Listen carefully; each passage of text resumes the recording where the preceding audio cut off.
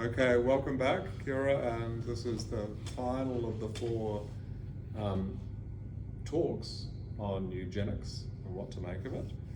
And I guess the first thing is, so we started by introducing the idea of eugenics and describing it and saying, wow, it's this first attempt to use scientific knowledge to improve humanity. And on the one hand, so we're going to look at lots of sort of spooky tech, such as the tech that Elon Musk wants to put in our heads. And I guess liberal eugenicists and eugenicists in general would say, well, we're 100% natural. I don't want to put tech in your head. I'm not going to put any technology in your body.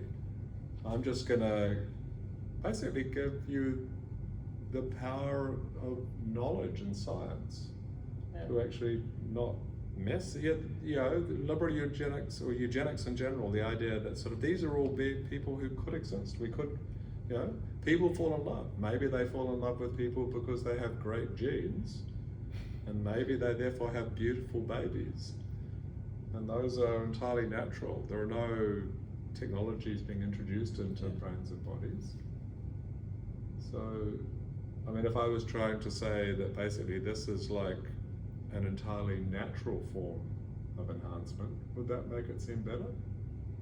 I guess so, because if there's no something artificial or technology, it's not something risky, right? Yes. Yeah.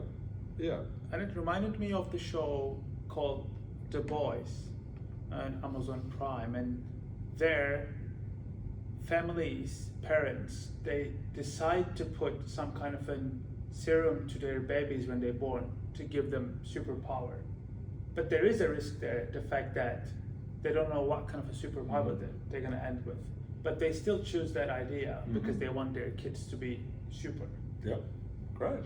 I mean, and in a way, that's right, isn't it? Sort of in a way, any time someone, doesn't matter if it's The Boys, it's a great series to watch, by the way. There's so much material out there. For human enhancement. Yes, to introduce ideas. So human enhancement is a big, lots of people are thinking about it now, and part of this course is all about you having the power to introduce your own ideas to those discussions. But if you think about it, well, there's no spooky tech involved in eugenics. It's all just people having babies the natural way. I mean, they can introduce other things. I might say, well, look, I want to improve on that by using gene editing. That would be modifying genes. But I could just, I don't know, fall in love with someone because I think they have beautiful genes. Well, that seems eugenic. Well, there is another version that if you go to the sperm banks, you can pick sperms. Yep. Like you can say that, oh, this is a tall guy sperm. Yep. This is a strong guy sperm. Yep. That's a great example, actually, because there are lots of ideas around, and there is something, if you Google it, called the Genius Sperm Bank. Oh. And it literally was the idea of, well, you can actually, if we want to improve, it was an idea that came from California, and it was the idea that, well, I don't know, wouldn't you pay to have sperm from a Nobel laureate physicist, a certified genius? And people did. But I guess here's the general sort of point I'd like to make is that sort of why do we preserve the word? I mean, because in a way you say enhancement sounds like it's by definition good, but eugenics sounds like it's by definition evil, because the historical examples of it are bad. I mean, they're literally people saying, how do I stop people like you from reproducing? Well, killing you would do it. Or even on the other side, positive eugenics sounds nice, doesn't it? Because it's saying, have kids. Well, but it's also, I don't know, you are beautiful and intelligent and you have no kids, I'm angry at you. So whichever way you think about it, it's the idea of managing human reproduction. And that sounds terrifying. And the idea that someone might storm into your room and say, you, start having kids right now, we've done the tests, and you're the right stuff. But that's offensive too. I don't. Well, you can think about which is worse. Someone saying, "You're terrible. Don't have kids." Sounds terrible. But also, you're beautiful. Want more kids. Why don't you have 10 kids? And once you have 10 kids, why stop there? I mean, isn't 20 a better number? So that's the idea. So in a way, one thing to say, well, why talk about eugenics? Well, one reason we talk about eugenics is because we avoid what I would call a dangerous forgetting. So we have a tendency when we forget to basically repeat mistakes.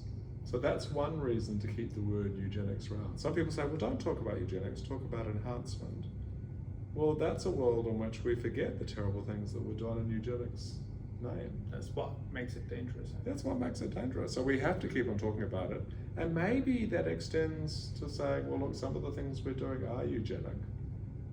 But we're going to recognize that whenever we do that, that's kind of scary. But can I make a guilty confession?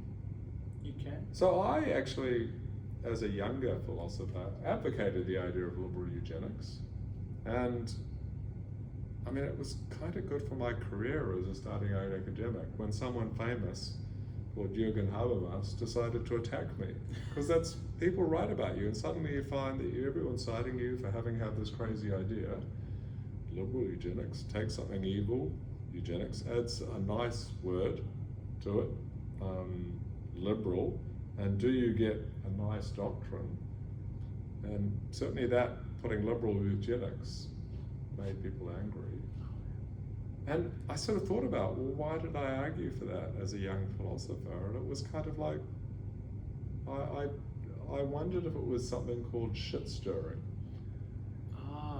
So it's a technical term, it may seem that suddenly we're getting rude here, but the idea of shit stirring is you basically put something out there intentionally to aggravate people. Philosophers do that a lot. I do that a lot. Now, is that a good thing? That you say, I'm going to get in your face here and aggravate you.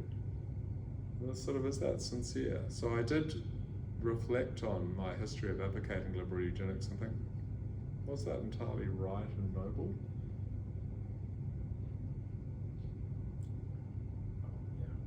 Good. Well, yeah, it's the only way to end this. So what we're going to do, so we've looked at the history of enhancement, eugenics as the history of eugenics. So next week, we're going to jump way forward and look about the crazy sci-fi future of enhancement. Okay. And that's, yeah, Elon Musk, come in now. We'll be talking about you and loads of other people who are even scarier than you. So see you next time. Stay tuned, guys. Yeah, indeed.